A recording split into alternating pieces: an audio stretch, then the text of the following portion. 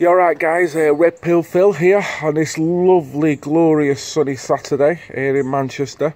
I just want to thank all the new subscribers who's newly subscribed to my channel. Hopefully you've seen some of my videos and you've seen where I'm at mentally and you can resonate with that. So all power to you, thank you very much. If you don't resonate, fair enough, I get it. Thank you for taking the time out.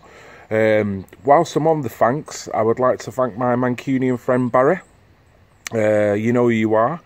He sent me a link from an independent newspaper article yesterday regarding a court case that has gone on in Mold, which is a region in Wales in the UK. Now, there's a young lad that's just been sentenced to a year in prison because he's come out with what is regarded as hateful speech on Facebook. He's come out and in the events after the Manchester attack, he's basically called for the death of all Muslims. What a dickhead. Can't condone it. But it's also another way that they can demonise the right. So they've brought this, they've sensationalised this case.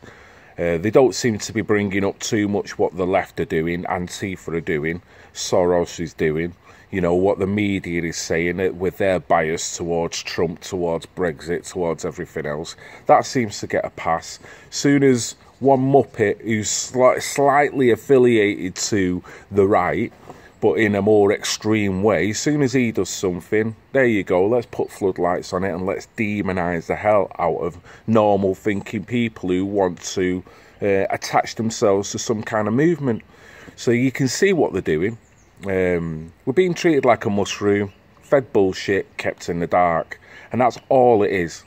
You know, there's obviously two sides to this story, but obviously only one side is getting their say and getting to propagate the way they want it, which is making the people that are uninterested and disillusioned sway towards their side. So it's a clever tactic, but the people who are awake, people like me, people like yourself, just don't fall for it.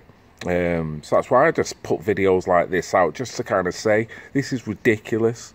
You should be ashamed of yourselves because you know what you're doing. You know, but you're only making more people nationalists, you're only getting more common sense people angry and kind of standing up and waking up. So it is having the Streisand effect.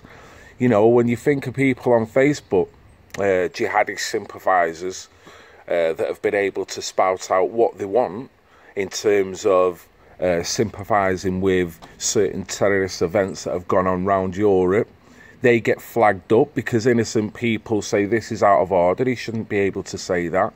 And then all of a sudden, Facebook comes back in touch, says, well, they didn't violate any terms and conditions, so that's fine. So that's no problem. But as soon as one, probably nutter, you know, right-wing nutter, but just because he's on the camp that makes it suitable for them to demonise, yep, he gets straight to the front of the queue. He's got a fast pass. Fast pass to being demonised. We won't talk about the left. We won't talk about how now Antifa are pretty much a terrorised organisation. If they've not been categorised as that, if they haven't, they should be worldwide. They should be pulled in. All their Facebook and tweets and all their YouTube activity should be monitored like anyone else. If you're going to demonise everyone. If you're up for peace, show that you're up for peace, not one side. So it just seems unjust and very hypocritical. The irony is that this chap is going to now spend a year in the clunk clink, and deservedly so. You know, I'm not up for being judge and jury, but you know, there's got to be some deterrent. You can't have people coming out and saying things like that. I don't agree with it in any sense. So he's going to serve his little year in the clunk. Now, what is really ironic is that he's going to go in, a right-wing extremist, calling for the death of all Muslims. He's going to come out a jihadist bitch. Because, as we know, the prison system in England, the amount of extremism, as Tommy Robinson and other people have reported, that is running through the prison system, there's every chance he's going to be bending down for that Quran before you know it. So, but who am I? I'm only a mushroom. So just feed me more bullshit, because it's obviously my made diet. So hope you liked. Like, subscribe, share. Red Pill Phil. And before I go as well, I would like to give a big mention to all those affected with what's going on in America, particularly Houston, Texas, with the weather system that's just totally knocking hell out of you guys.